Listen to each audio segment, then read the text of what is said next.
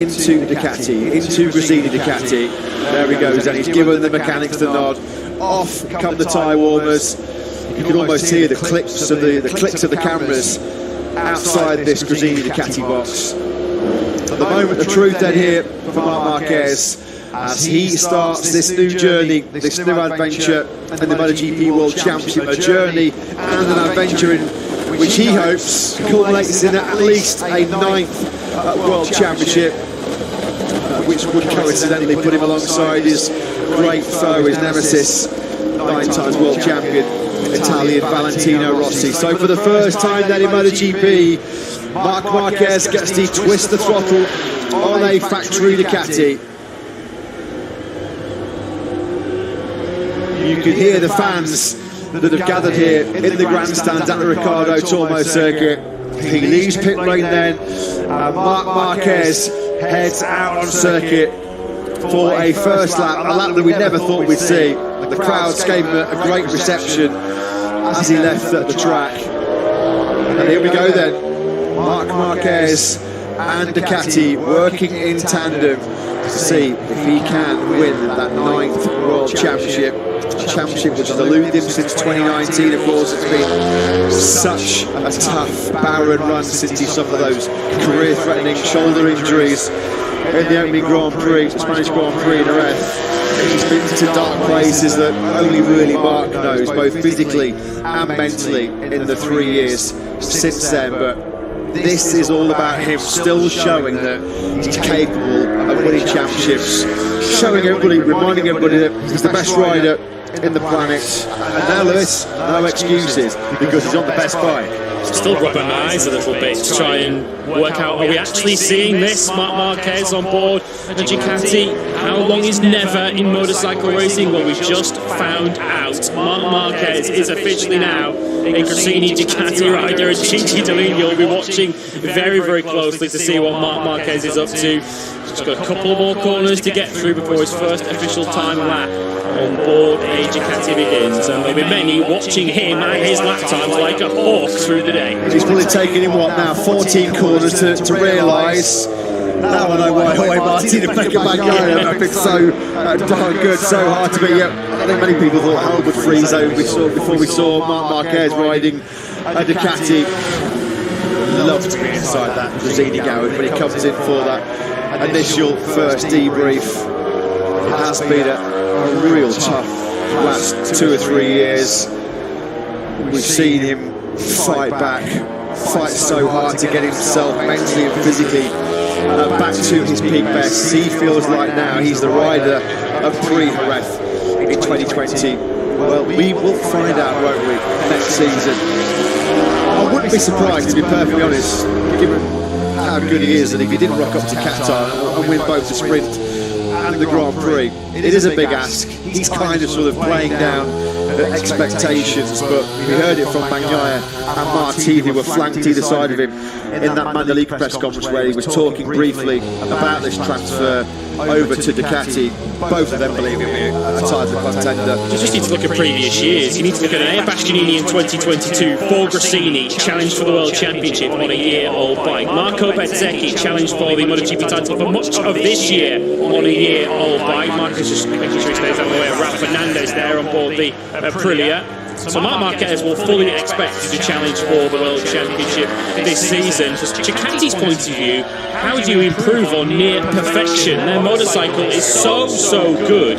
It's very difficult to improve upon it for the next season. So Marc Marquez is jumping on a GP23 that is nigh on the best motorcycle that's ever been put on a MotoGP circuit. There'll be stages in the early parts of next season as Marc Marquez's first lap time on that Ducati is a 1:35.6.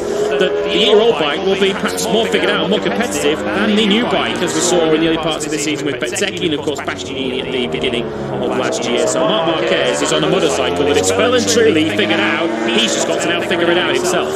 Yeah, he's just pushing a few buttons here, looking down the dashboard. There's obviously so many intricate systems you have to learn when you switch manufacturers as well. Probably by the end of the day, though, I could just imagine Marc sat at the back of the Gresini garage like a Bond villain, sort of stroking a cat in his seat and just spinning around, you know, because we know that there are going to be fireworks at some stage next season. This of course, as a factory Honda ride, I mean, I guesstimate he was making anything between 10 and 15 million euros, and that might actually be underplaying it.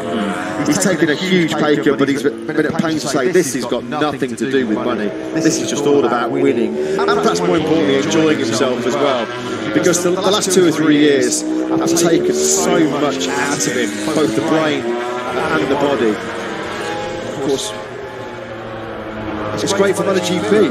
You know, the more fast and competitive riders we have at the front, then the better the spectacle it's going to be. And we've already had some spectacle in 2023. 17 riders led laps, 15 riders finished on the podium, on the Grand Prix podium, 13 riders finished on the sprint podium, and 15 riders qualified in the front row. Some people actually say MotoGP was boring this year. 17 riders leading laps, 15 finishing on the Grand Prix podium. It was certainly wide open at times. It was dominated clearly by Ducati.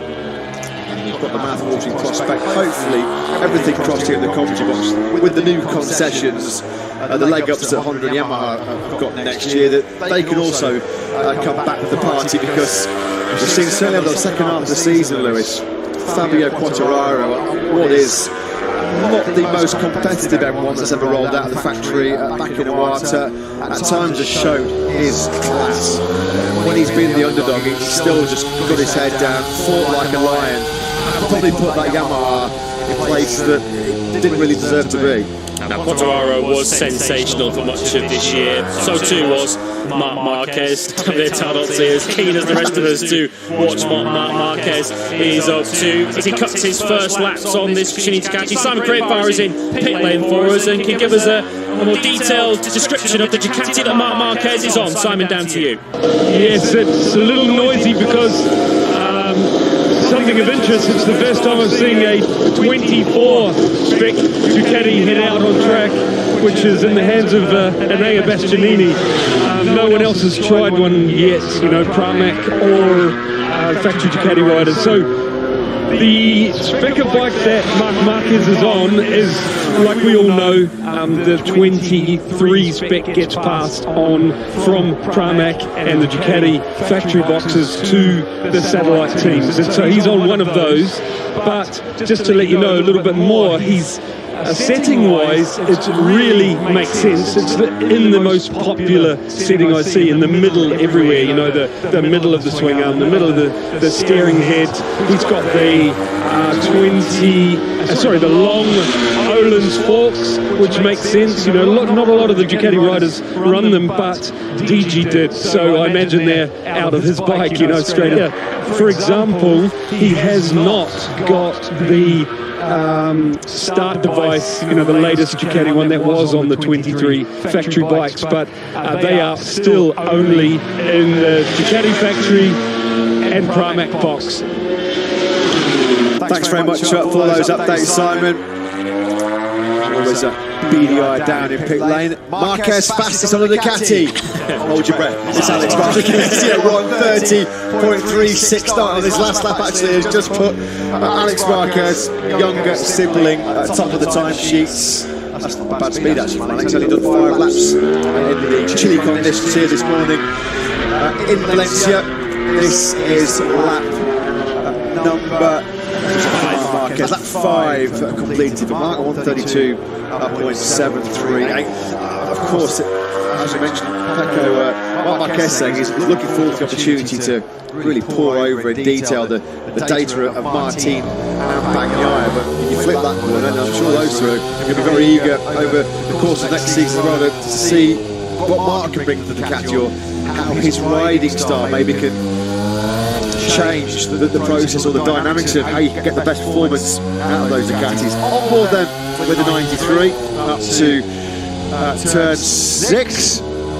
This is just what, second gear, about 100 kilometers an hour.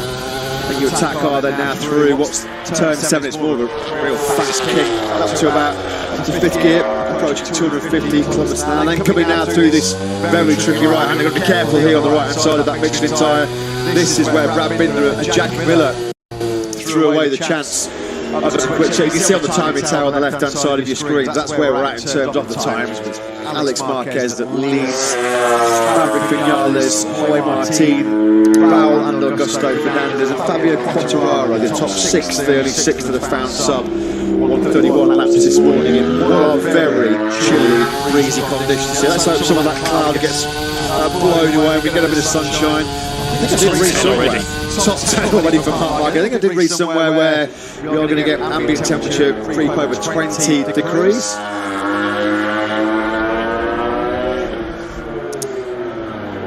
So 131.525 from Marquez on his 6th lap of the session. Immediately flies him up inside the top 10. So Porrick in the first sector of this current lap. It's taken Marc Marquez 7 laps, or 6 1/4 laps, to set a red first sector. You're going to see a few of those. Is he having a laugh? This is already, I mean, okay, yeah, the pace is a long way off where we saw him at the weekend. Marc Vinales at a 128.931 to set pole position. The fastest lap of Sunday's Grand Prix was a 130.145 from Brad Binder. Alex Marquez at the top of the time, she's only a couple of tenths away from that. But Marc Marquez, I think, already enjoying life on the Ducati. He would be grinning like a Cheshire cat under that crash on it right now. So this is why they were dominating over the last few years, he'll be saying, under that crash element. We've got, of course, a Marquez pairing within the Gresini Ducati box. We might have a Marquez 1-2 in just a moment. So Marc Marquez has been on that Gresini Ducati for, what, all of 10 minutes now, and he crosses the line to set a 130.683, and he's into the top 3. Is it already time to start queuing up the Jaws music for 2024 as he flicks into the first corner? Just wonder whether this might be the end of his first run, whether the instructions were, okay, let's just go out, 7 laps to kick off the Ducati career, let's just take it steady. What we said, didn't we, before he went out, Marc Marquez does not do steady or does not do gently. A 130.683 is his opening salvo as a Ducati rider. Puts him immediately up into P3. That's ahead of Marc Vinales and Jorge Martin. Quick check on the reigning world champion, Peco Bagnaia, who did a short opening lap stint of 7 laps to begin the defence. His reign now is a double MotoGP world champion. Bagnaia 131.505. Like a duck to water. You'd expect anything else? Hasn't taken him too long to find his groove, find his mojo on that GP23. As Simon said, Ducati just sending him out there on their sort of standard base setting. Plenty more to come in 2024 then from Marc Marquez. The early signs, I think it's fair to say, Here he comes. rather positive. Yeah, he'll certainly settle for that. And that was the first run of what will be many, of course, for Marc Marquez.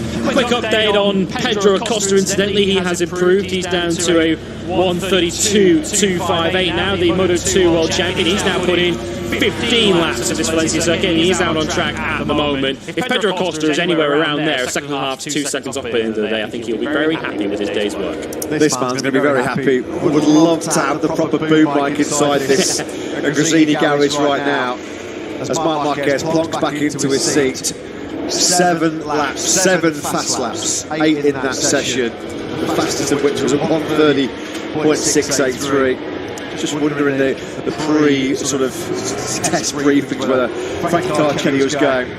We'll be happy with a mid-130 at the end of the day. First run straight into the mid-130s. Look at his face. Look at his face. That face tells the story. The expression, the beaming smile, the nod of the head, the raise of the eyebrows. I think it's fair to say that we have a very happy 93, having already got himself inside the top 3 on that Ducati. That was brilliant. Great to see our cameras inside that Gresini garage. Look at this. This is brilliant. Absolutely.